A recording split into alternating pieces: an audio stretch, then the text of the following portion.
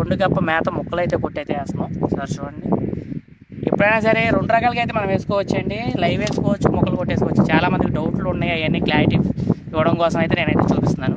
So ఇప్పుడు మా uncle గారు వల వేస్తున్నారు చూడండి. సో మేత అయితే వేసాము, వల అయితే వేస్తున్నారు. సో పొండుగప్ప ట్యాంక్ ఇది, మనం వల అయితే వేస్తున్నాం, చూసుకోవచ్చు. సో మేత వచ్చేసరికి ఏంటంటే ముక్కలు కొట్టేసుకోవచ్చు అండి, అందులో ఇబ్బంది అయితే ఏం లేదు. మేము ఆల్రెడీ వేసాం. చాలా మందికి ఉన్న డౌట్లు కానీ కింద కామెంట్స్ పెడుతున్నారు కాబట్టి మీకు అయితే చెప్తాం కోసం క్లారిటీ అయితే ఇస్తున్నాను. ముక్కలు కొట్టి అయితే వేసుకోండి, ఇబ్బంది అయితే ఏం లేదు, టెన్షన్ పడాల్సిన పని అయితే ఏమీ లేదు. ఓకేనా? వల అయితే ఎలా అవుతుందామంటే ఒకసారి వల ఆగిన తర్వాత ఆ వీడియో కూడా మీకు చూపిస్తాను ఎలా ఉందో.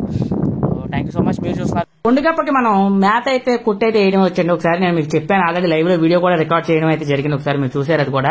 సో మనకి పొండుగప్పకి మనం ఎలా వేసుకున్నా సరే మేత అద్భుతంగా తింటదండి. ముక్కలు అయితే కొట్టుకోండి. ఒకటి 100 గ్రాముల సైజ్ దాటిన దానికి అంగుళం పిల్ల అయితే ముక్కలు కొట్టుకోండి ఆ సైజు.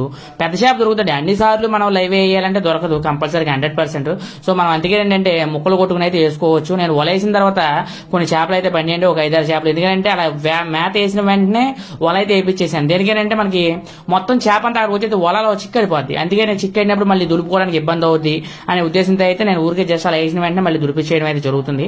సో చిన్నగా అయితే వల అయితే వేయించాను. ఒకసారి మనం చేపల సైజు కూడా చూద్దామండి. ఇంకో విషయం, చేపల మేత గురించి నేను ఎందుకు చెప్తున్నానంటే పొండుగప్ప ఫీడింగ్ అనేది చాలా ఇంపార్టెంట్. మనం ఫీడింగ్ ఎంత స్పీడ్ గా అయితే అందించగలుగుతామో ప్రతిరోజు, దానికి అంత స్పీడ్ గా గ్రోత్ రావడం అయితే జరుగుతుంది. పొండుగప్ప ఈజ్ నెంబర్ 1 అండి. అసలు టేస్ట్ విషయంలో కానీ, అసలు క్వాలిటీ విషయంలో కానీ మీరు ఎంత స్పీడ్ గా అయితే మేత ఇస్తే 7-8 నెలల్లో మనకి 2 కేజీల నుంచి 3 కేజీల దాకా కూడా వచ్చే అవకాశం కూడా ఉందండి. అద్భుతమైన చేప, అందమైన రకమైన చేప.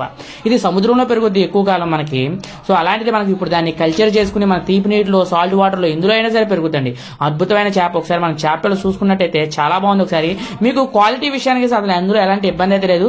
మనకి సైజ్ వచ్చేసరికి 100 గ్రాములు పై నుంచి మీకు 1/2 కేజీ లోపు అయితే ఇవ్వడం అయితే జరుగుతుంది. ఒకసారి సైజ్ అయితే చూసుకోండి. మీకు ఎంత నెంబర్ కావాలంటే అంత నెంబర్ అయితే నేను వేసి పంపించడం అయితే జరుగుతుంది. సైజులో అసలు ఎలాంటి క్వాలిటీ అండ్ క్వాంటిటీలో అసలు కాంప్రమైజ్ అయ్యే ప్రసక్తే లేదండి. ఒకసారి సైజ్ చూసుకోండి ఎలా ఉందో. సో చక్కగా వల అయితే వేసించడం జరిగిందండి. 100 గ్రాముల పైన ఒక్కోటి ఏంటంటే 130 గ్రాములు, 150 గ్రాములు, 1/2 కేజీలు కూడా పడినాయండి అందులో. సో ఆ పెద్ద చేప వచ్చేసరికి మన 1/2 కేజీ ఉండడం అయితే జరిగింది. Thank you so much. మీరు చూస్తున్నారు జీకే బాబు బీటెక్ ఫిష్ ఫార్మర్.